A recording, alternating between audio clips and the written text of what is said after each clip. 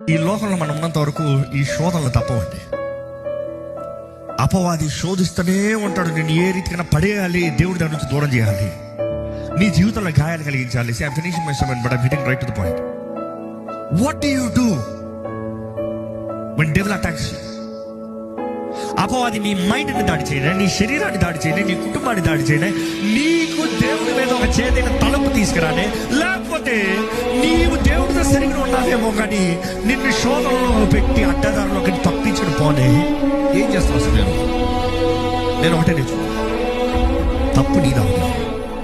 లేకపోతే దేవుడు తప్పు చేసినట్టు అపవాది చూపినే అంటే ప్రార్థనకి జవాబు రాకపోతాం, జరిగిపోతున్నాడు, నీ నమ్మి విశ్వసించి అవ్వకపోతాం.